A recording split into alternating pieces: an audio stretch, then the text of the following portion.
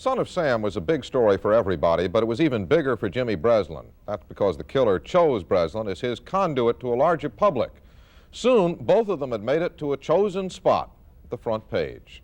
Alexander Coburn of the Village Voice is one media critic who has questioned Jimmy Breslin's Son of Sam coverage, especially Breslin's use of a letter apparently sent him by David Berkowitz. You said in one of your columns, you said when discussing this matter, whether you should have published the letter, you talked about the danger of self-censorship, and I think the history of this sees that it's not a matter of self-censorship, it's a matter of seeing what you're actually doing in journalism in creating what I thought was one of the most disgusting episodes I've seen in journalism, which is pandering to this whole the series of murders over the summer and into the fall. Do you, I mean, you're suggesting that murder isn't a big story? Is that your opinion?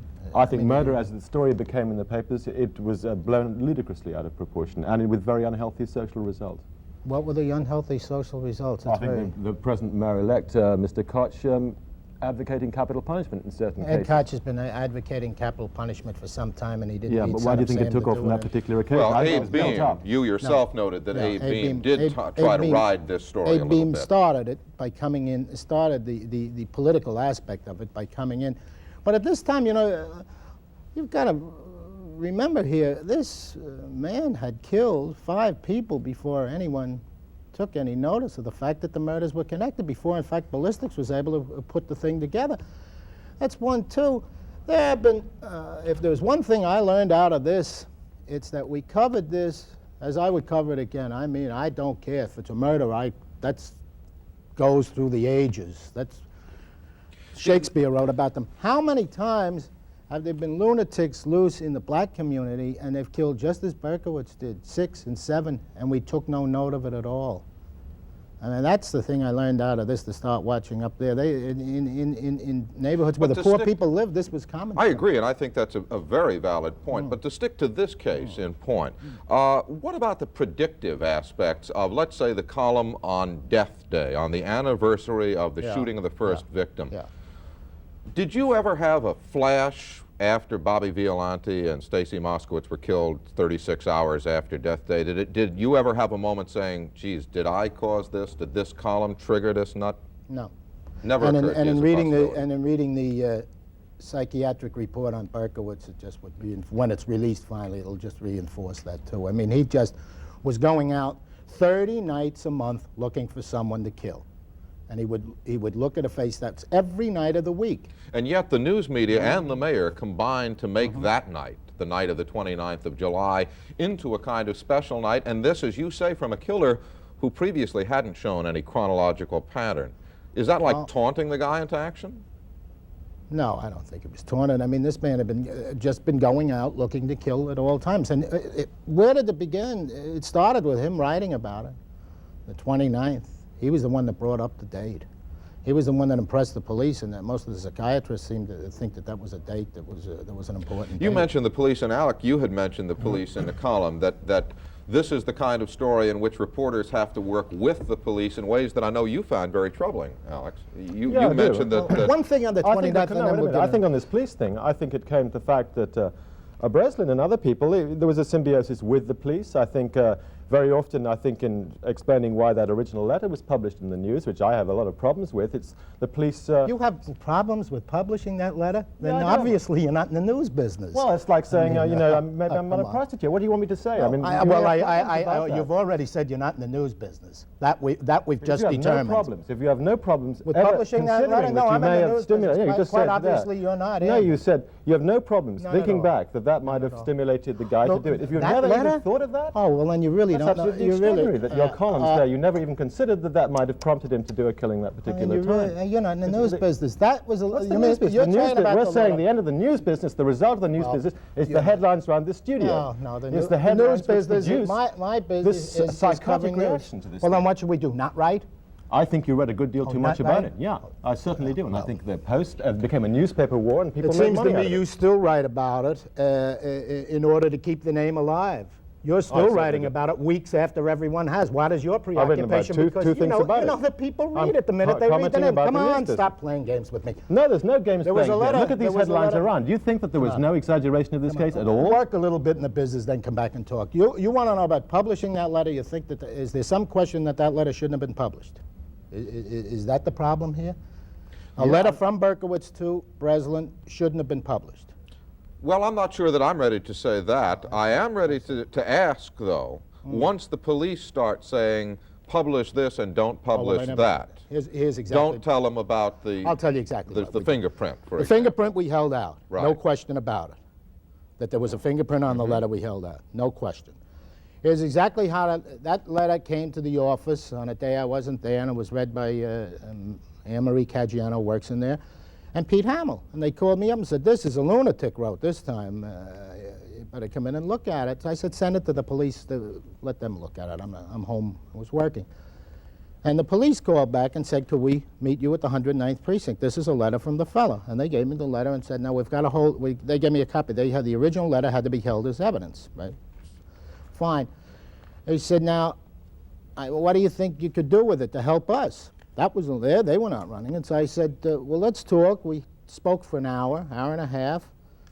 And we weren't getting, nobody had anything particular ideas. And I said, I know one psychiatrist that I always speak to in this city. Did you do anything else on police request other than not mention the fingerprint? Never.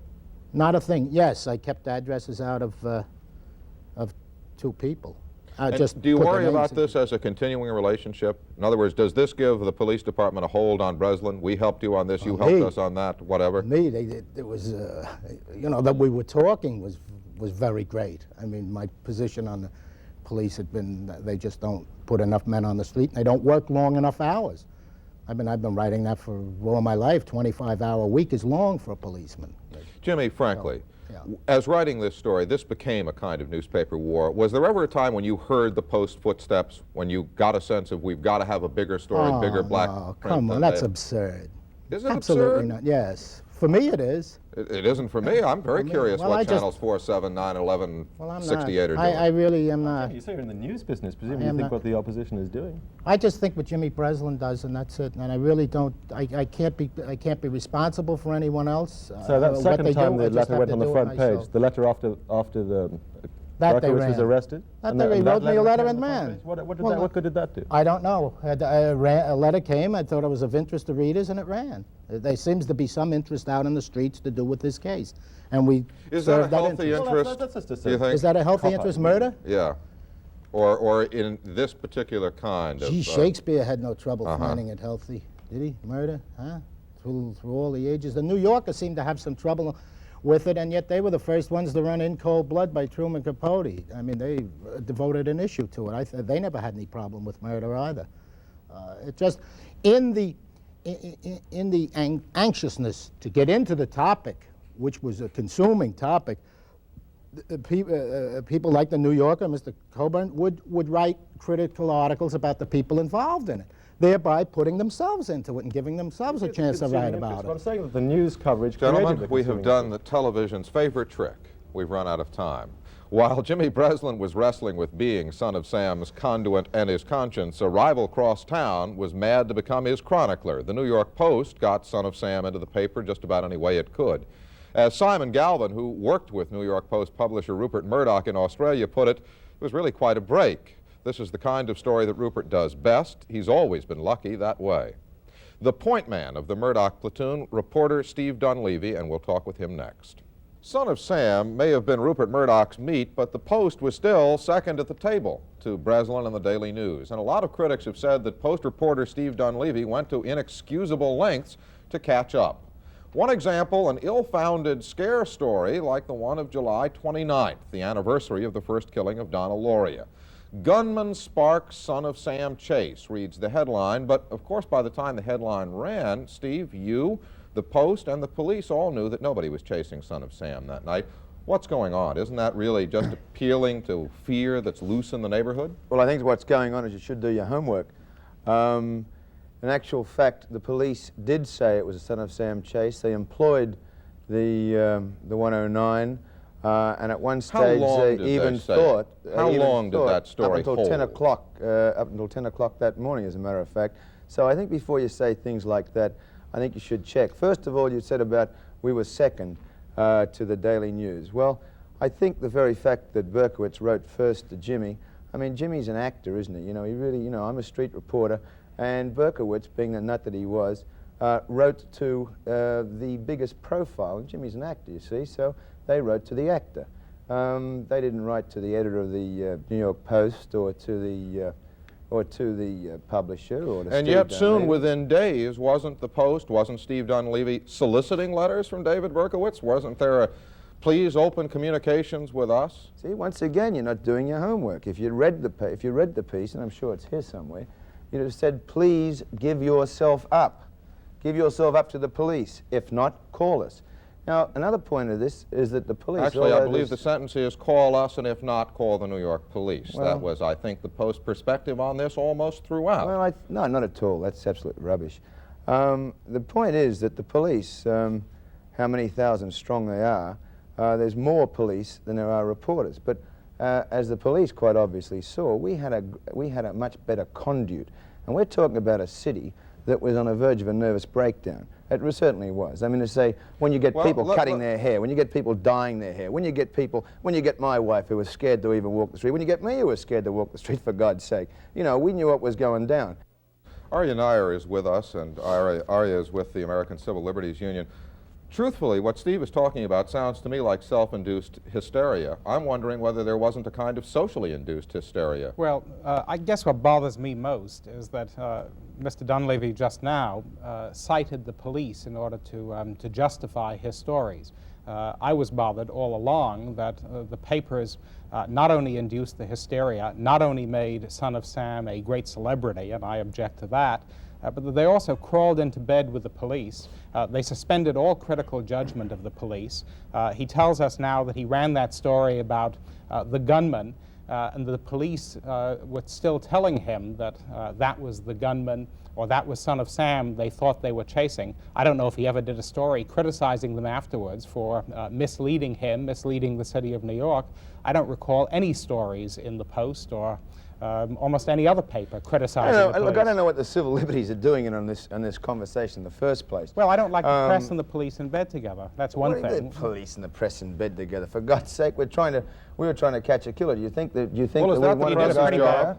No, I'm sorry, you said? I said, is that the press's job, to try and beat the press's job police is to a report killer? what's going on. We went in bed with the police. Very rarely do I agree with Breslin, but I think what he said was right. I mean, they said, and they told him, you know, don't let's print this letter right now. And when they did tell him, I thought that they certainly felt that they were going to bring him out. As a matter of fact, I even remember someone from the Chicago Tribune, I remember the cop said, look, maybe a woman would bring him out, a woman's story would bring him out. We weren't worried about laying in bed with the police. What, do you think we were taking, do you think we were taking bribes or something from him? Or that we were giving them bribes? I don't think so. That's a fallacious argument. I don't know what you're doing here. All you're saying is that you were a wasn't the lousy bribe, in policeman, fact, that you were trying to play space policeman. and glory, and weren't you, in fact, in some sense, Well, trading space and glory on this story with the police? No reporter does that unless, I mean, you're a reporter. Do you indulge in glory? I'll throw the question back at you. I think that some glory is inescapable, but it seems to me that in this story, glory or space became the quarry. Well, I don't know. If you can't escape glory, I certainly can, you know. As I said, I'm just an average street reporter who does it untold. One of the city editor appoints me, I go. That's about all there is to it. One of the consequences of the way the press worked with the police is after they caught somebody, the police told the press all kinds of things the police had no business telling the press. They told the press that they got all kinds of information from Berkowitz, which only the killer could have known. The police violated every guideline of their own. They violated every court rule. Is this something a when they gave newsman should the worry press about? that Let me take you up on that. Now, you tell me exactly what was said and what cop said it. Okay, I can recall reading in the papers. I can recall reading in the papers detailed interviews between the police and David Berkowitz. You've got a virulent imagination, I can tell you, because as a matter of fact, the cops. Ask anybody John in the city was of New only York, 40 they'll remember that one. Looking over my shoulder in the New York Post Carl Pellick's story, one of the lead paragraphs, Detective William Sullivan, one of those who questioned Berkowitz, said, quote, he shows no remorse. Well, what indeed does that mean? I mean, apart from the fact that what else would a reporter do? Where does that say they lie in bed with the police? You know, that's a crock of garbage. I mean, it's, you know, you're looking under rocks, really. The press served the role of the police to try and lure this person I tell you what, so as to be able to catch him. I tell you what, if and the after press that, served the role of the everything police, if the press served the role of whatever the police wanted, I'll say this. I am very proud, extremely proud, of anything I did in concert with the police. And that now, means if that you one suspended second, any if critical for one judgment of the Oh, police. absolutely rubbish. Who's suspending absolutely any critical judgment? How indeed? American Civil Liberties Union criticizing the police for what they did? No, it's up to you, bunch of bums. The guy would be still running around with a gun in his hand. We'll take a look at the performance of television news when ION returns in a moment. At a time when the entertainment side of television is being criticized for exploiting violence, what are we on the news side doing when we allow Son of Sam to become so predominantly our own biggest story? One night recently in CBS Studio 46, a group of journalists talked about the television side of the coverage. Our guests were Chris Borgen and Ellen Fleischer, Channel 2 News, Carl Tucker, president of the Saturday Review, and Geraldo Rivera of ABC News. You know, what worried me about the television that night, that afternoon and that night, was that I got a feeling that instead of being apart from the mob, they were inside the mob and raising their voices and really almost inciting or adding to the flames, which made New York and New Yorkers a very upset and panicky place. I certainly don't feel any personal responsibility for inciting anybody to anything. Well, Geraldo, you've caught a lot of heat from some of your own colleagues as well for using words like fiend and murderer about David Berkowitz. Now, in retrospect, do those words still seem to you to be accurate and proper? Yes, they do. I have exactly the quote. I was in Panama for 3 weeks after the controversy broke out, so I was the last person in New York to know that I was catching heat. As a matter of fact, I never got any heat from anybody except for the New York Post, which I thought was a real joke. Here's my, I'll read just for it to take me 15 seconds. Quote, my last commentary on the day he was caught. And so on the streets of this city today, there's anger and there's outrage at the murder suspect. There are bittersweet memories of his victims, but mostly there's a sense of relief. The man police say is the .44 caliber killer, the fiend who thought so much of his own hang-ups and so little of the value of human life, has finally been captured. Now, I don't think that that's incendiary at all. And The word fiend. Yeah, I say the man police say is the .44 caliber killer, the fiend who... I think that the .44 caliber killer, I say the man the police say is the .44 caliber, the .44 caliber killer, whether he's David Berkowitz, Mr. X, or Mr. Y, is a fiend. The man who did those things was a fiend. Now, the definition of fiend, I'm sure, is definitely broad enough to encompass someone who murders 7, wounds 6, and has a city in a reign of terror for a year. Grammatically, your case is very good. It doesn't know whether you're describing David Berkowitz or the .44 caliber killer. Chris, one of the things that you were criticized for in a WCBS radio editorial was a piece in which apparently you demonstrated the .44 caliber killer's stance. This was at a time when that was an issue. That was supposed to be one of the clues, that he assumed the Kojak two-handed firing stance. The people at WCBS seem to feel that this was a dangerous and irresponsible thing to do, and I guess in the sense that television can beget repetition and can beget imitation, it is sort of scary. As you think back on that, is WCBS off base? Is this an easy shot? Or is this something I think you're asking me, in effect, if I had to do it today, would I do the same thing? And I think the answer to that is yes. And for a very simple reason.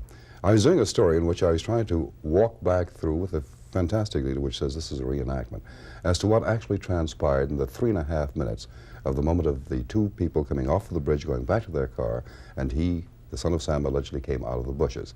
I was trying to illustrate what was seen, or could have been seen, by people in the area had they been looking. There had been a continuing request on the part of the police department for all information to be forthcoming. And I did walk across the street and with my hands, raised my hands in the manner. I didn't have a gun or make believe that I had a gun. And I pointed at the car and said, he then fired 4 shots.